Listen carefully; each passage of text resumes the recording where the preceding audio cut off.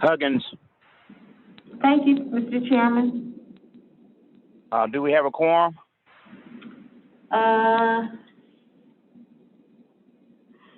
Yes, sir.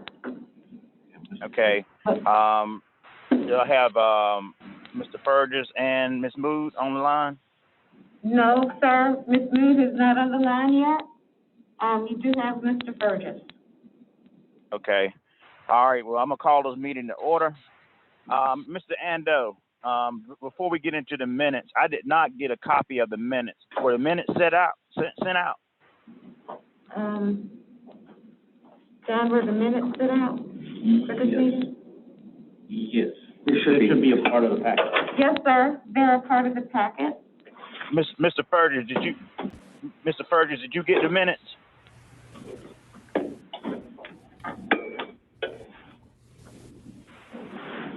Mr. Fergus. Mr. Fergus, you're on mute, sir.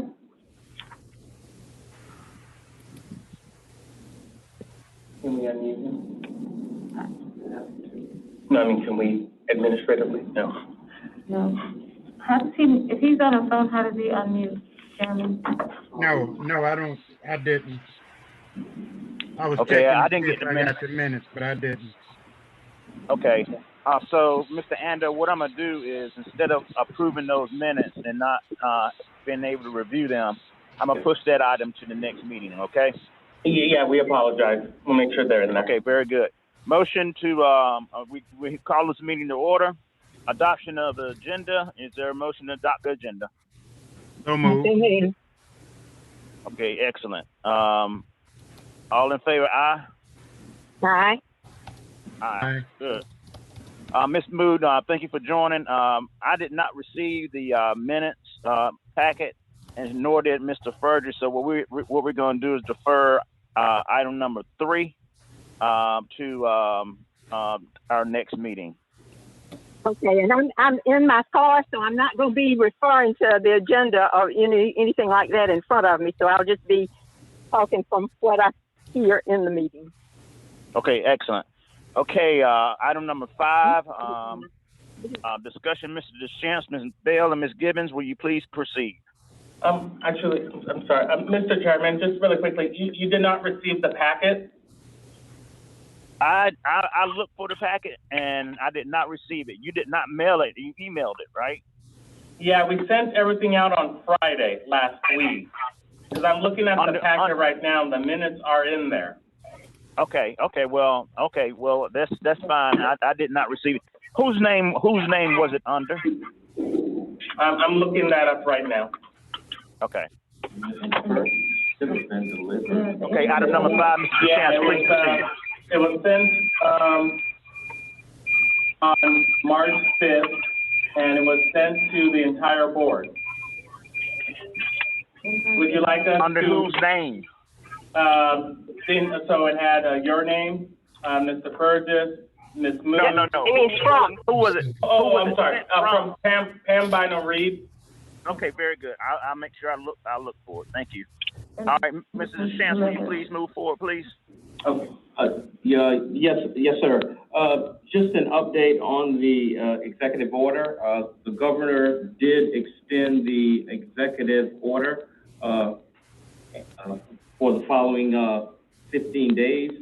So that is still in order. As you may have noticed or heard also this past week, the governor did, or now it's currently being allowed where individuals or a mask is not required to be worn in state buildings and restaurants. So that's a change that were made, but the executive order is still in effect, and we will continue to update you on those as they are approved or if something changes from that standpoint. So all of that is still in place.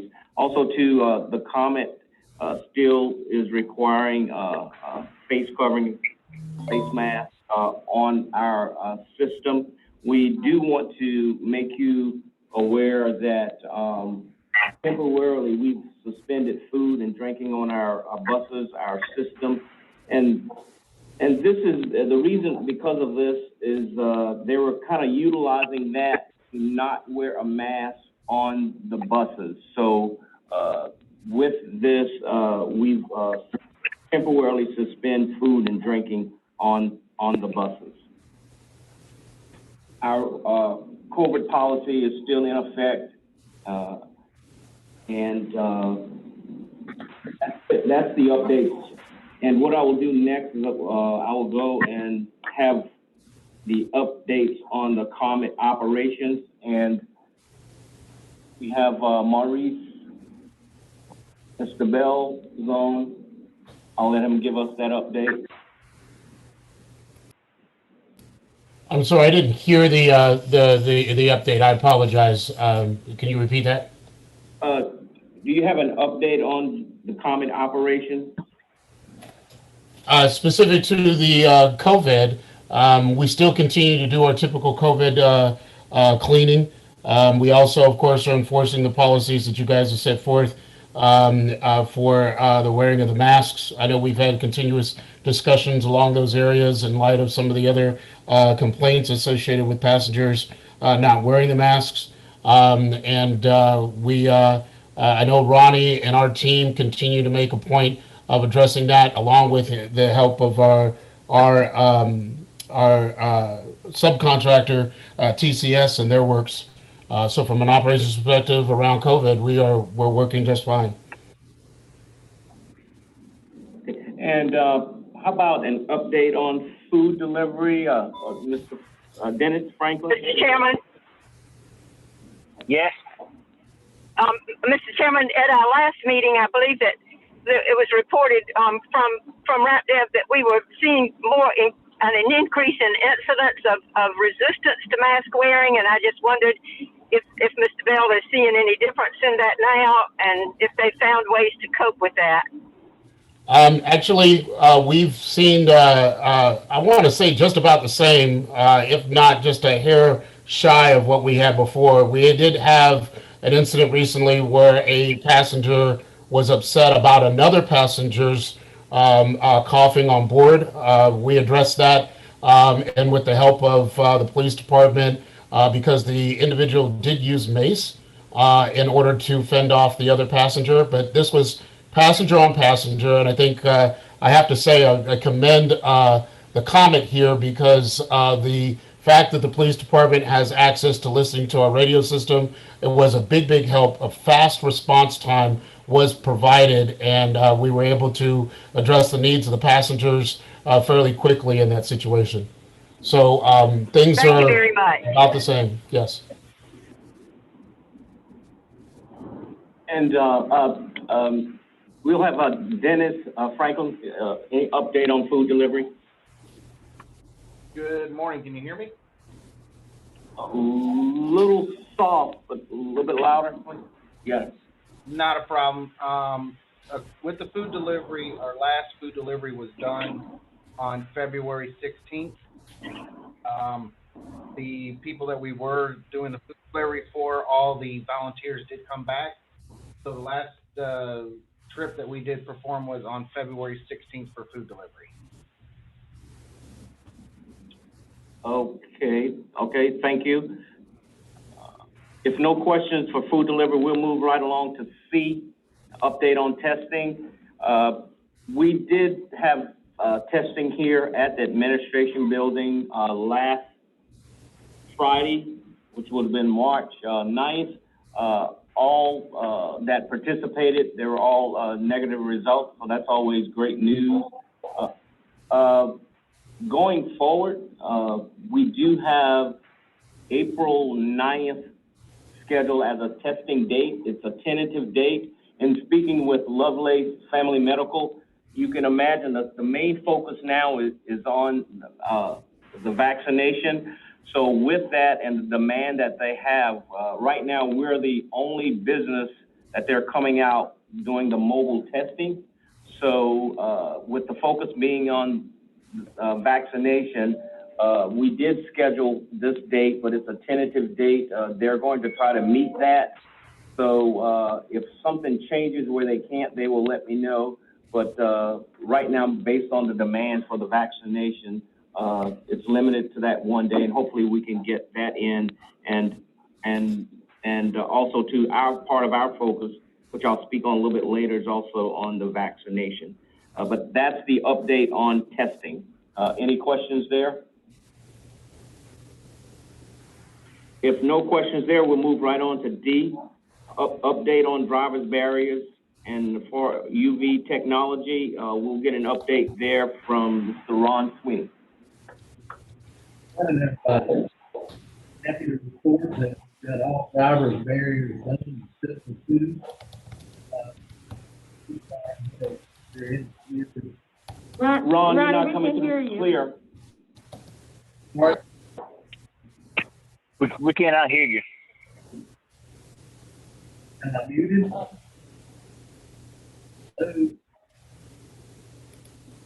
You're muffling out. So I'm not muted. You can speak louder. You're very garbled. We can barely hear you. Yeah, you garbled. Yeah, you can't understand you muffling.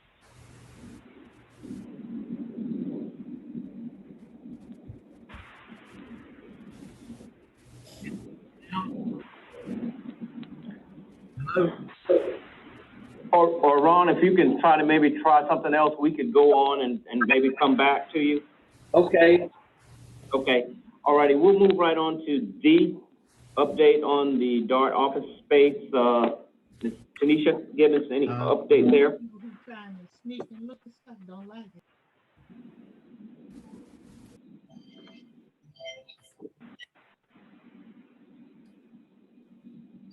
He's not on the line.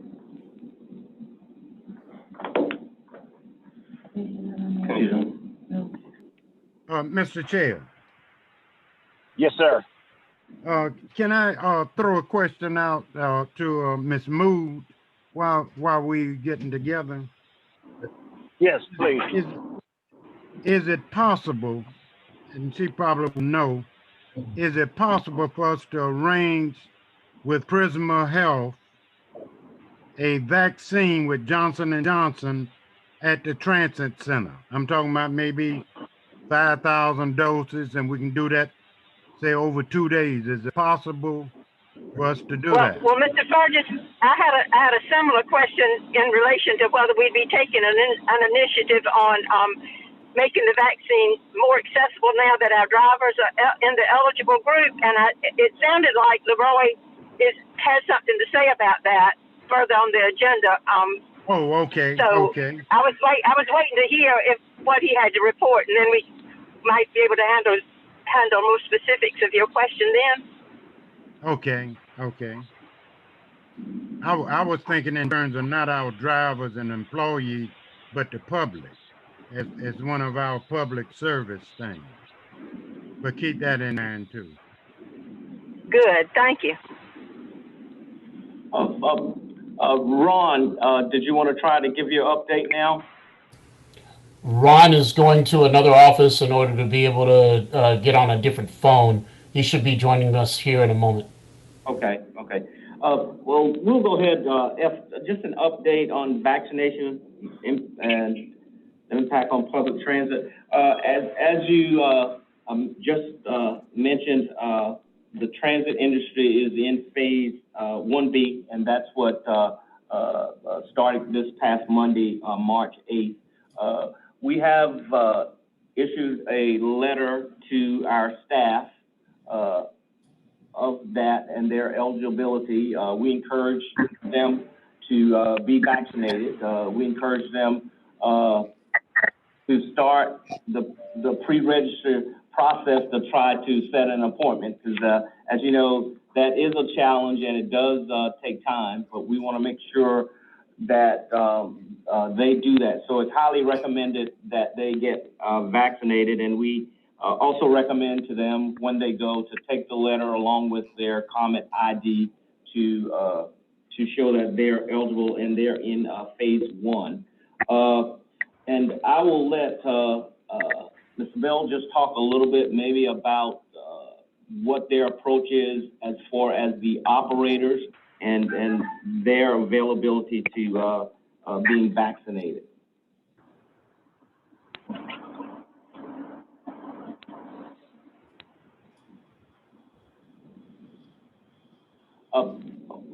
Maurice, any, comments I'm sorry, I apologize, I was on mute, I apologize. Alrighty. Yeah, our RTP Dev has extended information to our employees to let them know that we will be supporting them in their efforts to be vaccinated. We have not received a large number of notifications from employees with their intent to do so, but we do have measures in place to be able to support them if they wish to do. Obviously, we want to make sure that we're reaching out and providing whatever avenue possible. But right now, those numbers are trickling in. And we've only had, I'd say, roughly about 5 to 10 employees expressing interest, but nothing confirmed in regards to scheduled dates. Mr. Chairman, Move forward, Ms. Mood. I'm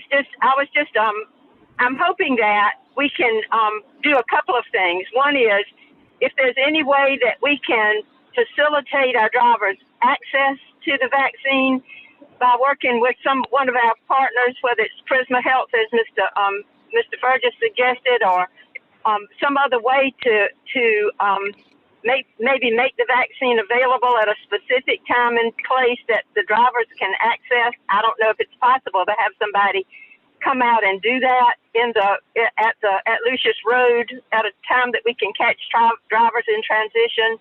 I'd love for us to be able to do that, because I know making the arrangements and then getting to the places in the right time and covering their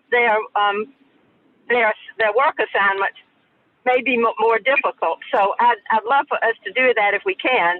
And the second thing is, Mr. Bell, I'm hoping that you will be keeping track of the proportion of our driving staff who have been vaccinated, because I think that's both an assurance to us and to the public if they see that, in fact, that's an additional protection for them, that we have drivers that are vaccinated, both protection for the drivers and for them. I know that that everybody wants to stop short of any kind of requirement, because what my sense is that the drivers will be eager to have this protection. And I'll just say at this point, I really appreciated the message, the media message that one of our workers wrote, one of the RapDev employees gave on television, advocating the getting the vaccine. I think that's a real important message, and I was glad to see that as part of our public information campaign. But my two thoughts are, is there a way that we can work with a partner to make the vaccine more readily accessible to drivers, even maybe at Lucius Road? And second, that we keep track of the proportion of our drivers that are vaccinated. Okay, and I'm going to add to that.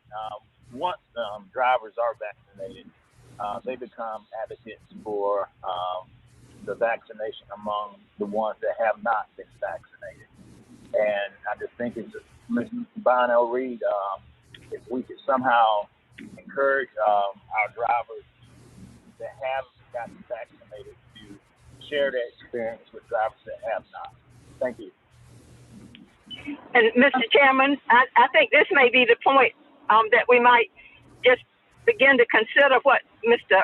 Fergus was suggesting, and that is, in the same way that you all were able to work out having the kiosk that did testing for riders, not just employees.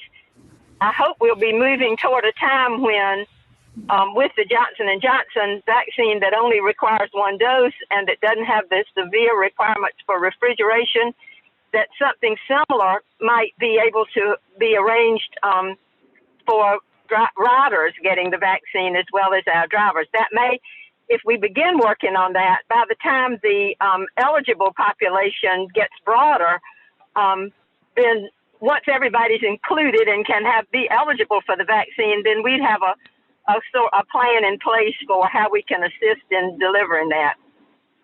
A point noted, Mr. Bono Reed, would you please note that? Mr. Amno, please note that. Mr. Bell, please note that. Thank you. Yes, Mr. Chairman, this is Pam Bono Reed, and I would like to address Ms. Mood and Mr. Fergus. Since I've established a partnership with Prisma Health, I'll be happy to reach out to them to find out if they will be getting the Johnson & Johnson dosages. Up to this point, they've only been getting Pfizer at Prisma Health. But I will find out if they have plans to receive the Johnson & Johnson vaccines and if they can make accommodations to the Comet staff on specific days and times to receive that said vaccine. Thank you. Mr. Chair, one more thing. If since we will be serving the public, we would prefer the Johnson & Johnson, so we may want to look to other agencies to do that and see if it's a grant out there to do that. Doing the public with a one shot, because we probably wouldn't, so the rider wouldn't have to come back. Point noted. Point noted. All right. Please proceed. Thank you. Please proceed.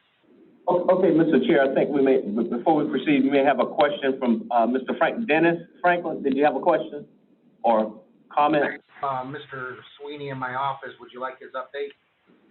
Okay, sure. We'll move right along and we'll get the update from Mr. Sweeney on the barriers.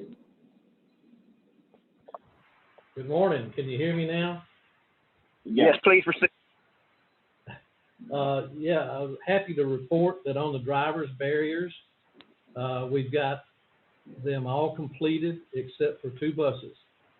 The 2 buses are the trolleys, and the New Flyer folks in engineering have been fabricating the barriers for those 2, and they have just recently sent me something that I'll be reviewing, and hopefully we can approve those and get those 2 manufactured and get those installed. The far UVC light that we have in bus 802,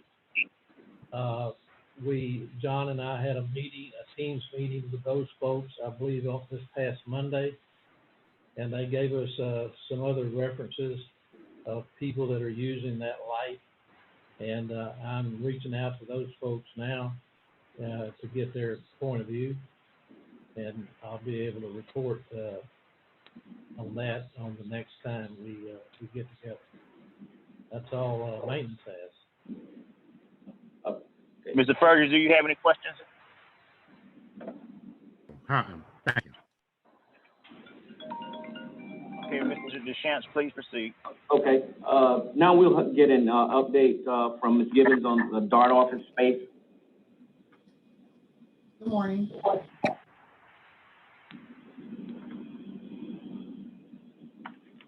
Good morning, can you hear me? Yes. Oh, okay. Sorry, with the DART office for the customer service portion of the DART office, they are still actively working from home, conducting customer service calls. We do have Dennis Franklin on the line. He's the Air Transit Operations Manager. If you would like to speak to the reservationists and the dispatchers. Yes, thank you. The customer services, they are working from home.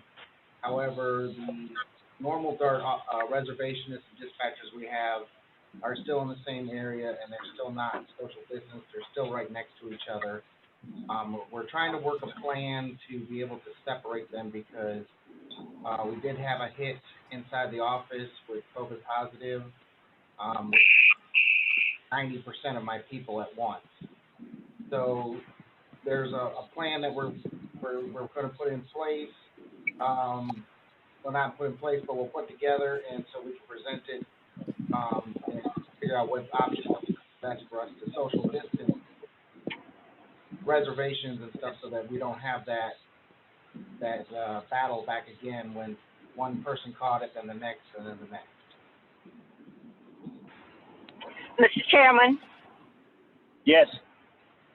I'm not sure whether the 1B group covers, when it covers transit employees, whether that's limited to drivers or whether this group of DART employees would fall within that too. I mean, they're not in a position to be exposed to or exposing the public, but they are, as is pointed out, to each other.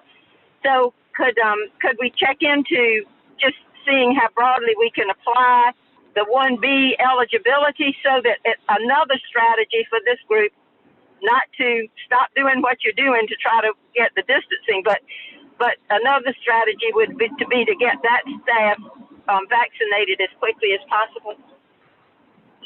Point noted. Mr. Chairman, if I may comment on that. Yes, please. The DART group is eligible in 1B. That includes the employees as well as the passengers that have disabilities.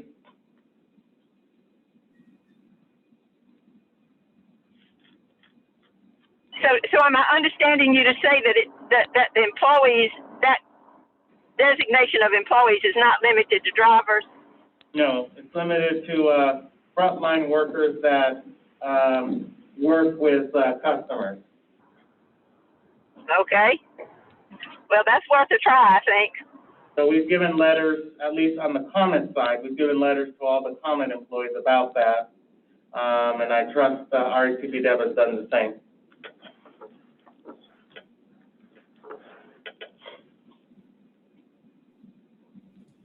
That's the end of the update, Leroy.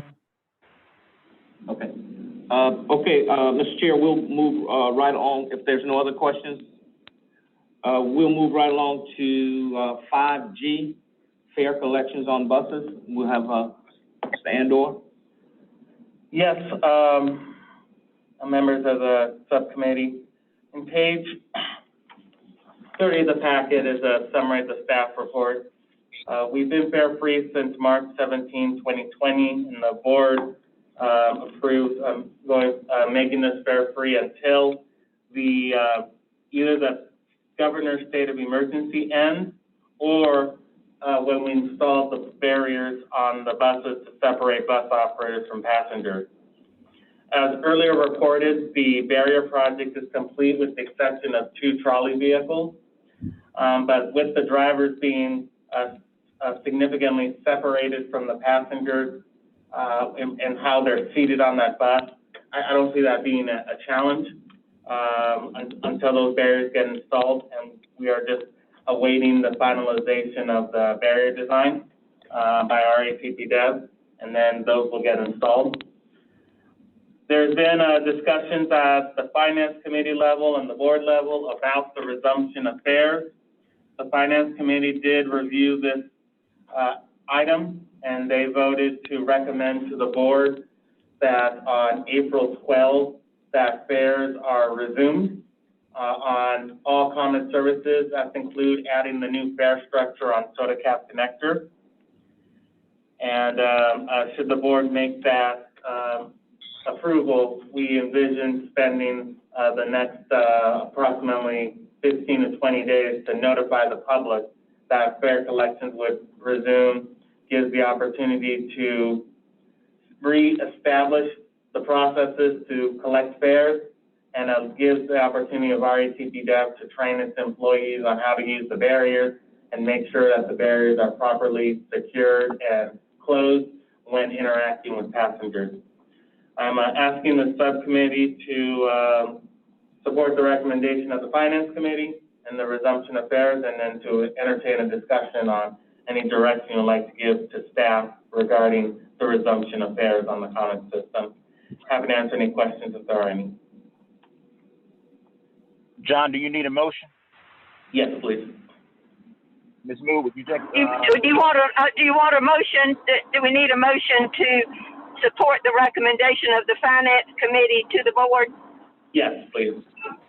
That's what I move. All right, move. Third, second. I don't second that, because that should have come from the service committee.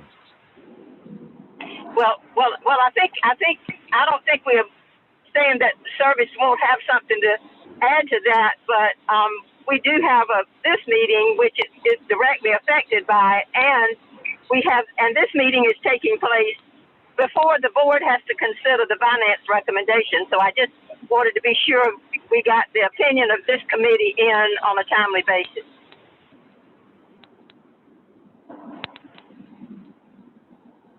Any more discussion, Mr. Burton? No, I just don't second that. That discussion didn't originate like it should have. It's a circumvent rather than a discussion for real. I don't second it. What's the date? What's the state? What's the state of the meeting? Yeah, and Mr. Chair, I've mentioned a lot of times that a lot of things are going to the Finance Committee that should even go to the board and trying to get approved in finance and executed. You know, fair collection, all finance responsibility is to maintain our records for fund keeping for our funds. What we charge, how we charge it, how we collect it, that's not a finance function. You know, that's Well, the board. well, I thought it was originating in finance because it was a funding issue, and that was the rationale that I was following. Let's do this. Let's do this. Mr. Ando, I'm gonna ask this move. Now that we have the information for the third committee, this move, would you be so kind to contact your member to a special call meeting so we can get this on the board agenda? I'm having trouble hearing you now. I mean, I can hear you talking, but it's not clear. Okay, I'm asking you to have a special call meeting with your service committee and put this on the table and vote on that based on the information that we received today, and have the discussion, and so we can have this placed on the board agenda for our next meeting. Mr. Chair. Okay, so. Excuse me. I think I'd like to modify that motion just to refer it to the board.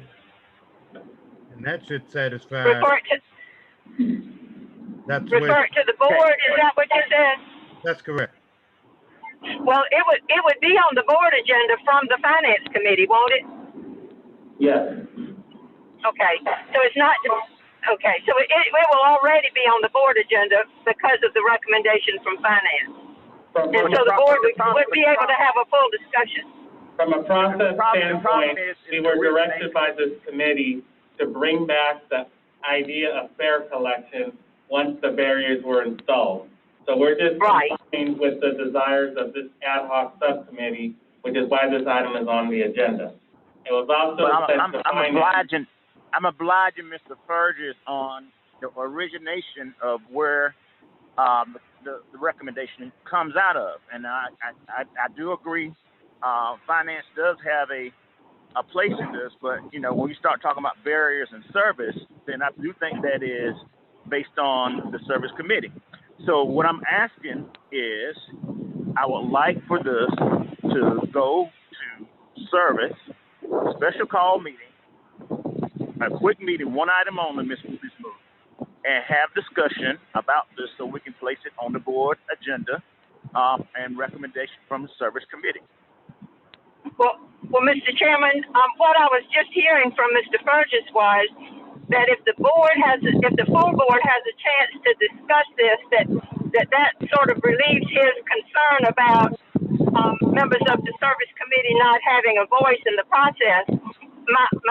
This is purely my personal opinion. I mean, I'll take your direction, but I'm thinking if the board has it as an agenda item from the finance committee, and if this COVID ad hoc subcommittee adds our, votes positively on the motion I made to support the finance, that may be enough of a reassurance to the full board that we've considered both the service implications and the funding implications, and that would be enough for them to have the full board discussion.